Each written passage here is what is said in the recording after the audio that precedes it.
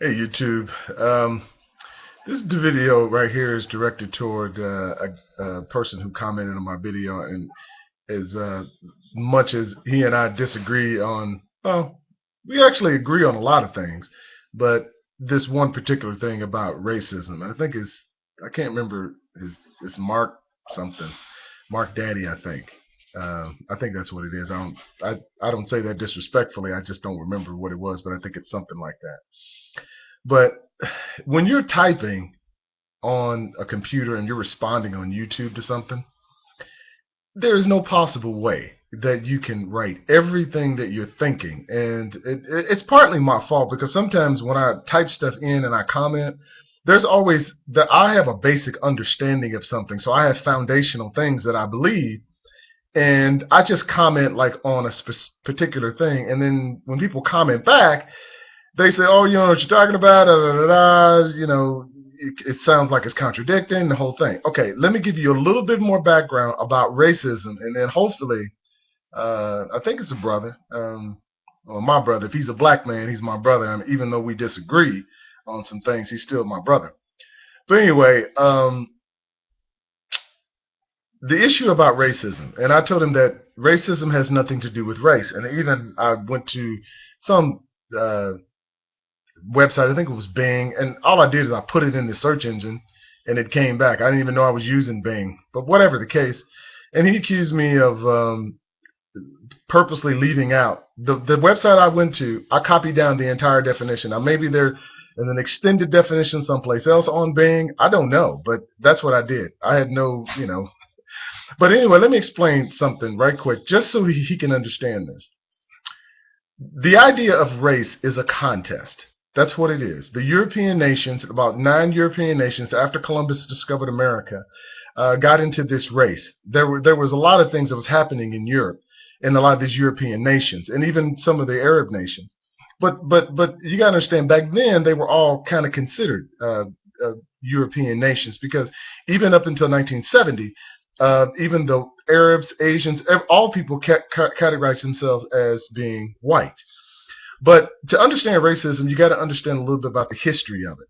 Racism never started out and had nothing to do with ethnicity. It didn't start out that way. It started out as just a race between these 9 European nations. There was a lot of pestilence there. There was a lot of crime, everything. And so after Columbus said he discovered America, there was a race to colonize the rest of the world. And this is where the term racism came from. It was a race for resources. It was a contest.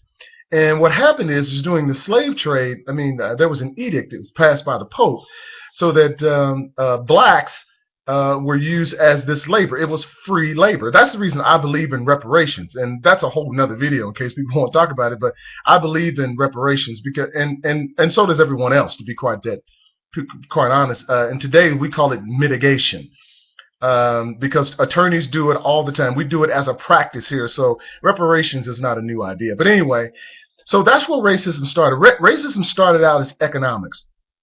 Then later on, racism started to become religious. This happened somewhere around the middle 1600s, to where religion was used to perpetuate what we call racism. And this was using the church and using the Bible, because a lot of people can say that the King James version of the Bible, it was a lot of it it was changed. Some of the things in there were changed, especially when as relates to slaves and their masters and things of that nature. So, and if you do just a little bit of research, you'll find that part to be true. Now, I'm a person, I believe in the Bible, but there are things in the Bible that was transliterated, or there were things that were changed, and especially like the King James version, to where there were things in there that were totally not consistent with the original text of the Bible. And so secondly, it was religious. And then probably in about the middle 1800s, right pre-Civil War, is when race turned into ethnicity, to where it was used as, and then in the 1960s, 1860s, you can start seeing after the Civil War to where, no, I think this is 1960s, I'm sorry, to where you can start seeing people categorize themselves on birth certificates, social security numbers, stuff like that, to where people started using race It's people to distinguish people. But how it started out, race was never um, an issue of ethnicity until the middle 1800s and going into the 1900s, to where it was, and you can get into, affirmative action and how there are groups that kind of co-opted that program. Black people got thrown into an entire class of people, which is called minorities, because the 14th Amendment, and if you research the 13th, 14th, and 15th Amendments, and then you go to the 19th Amendment, you'll see why women had this issue with blacks as well. White women did, and in 1919 they got the right to vote. But what a lot of people don't know is that women's suffrage was not the way that they thought, because a woman always could vote. I think in the mid 1400s she could vote. The issue is that she had to own land. That was it. You had to be a landowner. And then 1919, and then 1960 is when black women would be able to, well, during the civil rights movements, when black people were permitted to vote.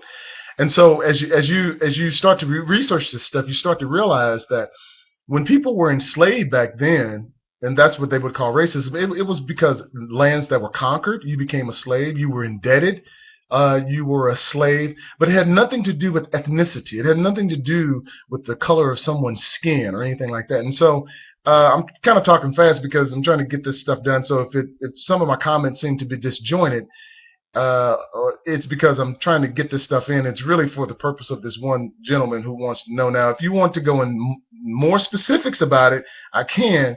But, just like I tell my son, I mean, he's 20 years old.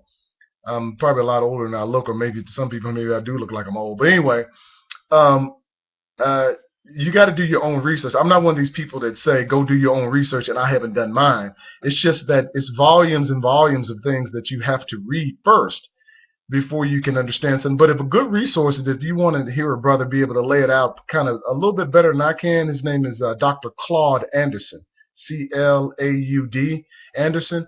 And he can probably do it in about 50 minutes.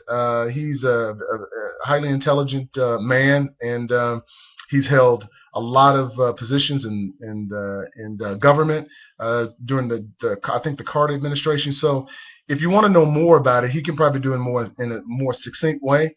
So anyway, that's in response to that.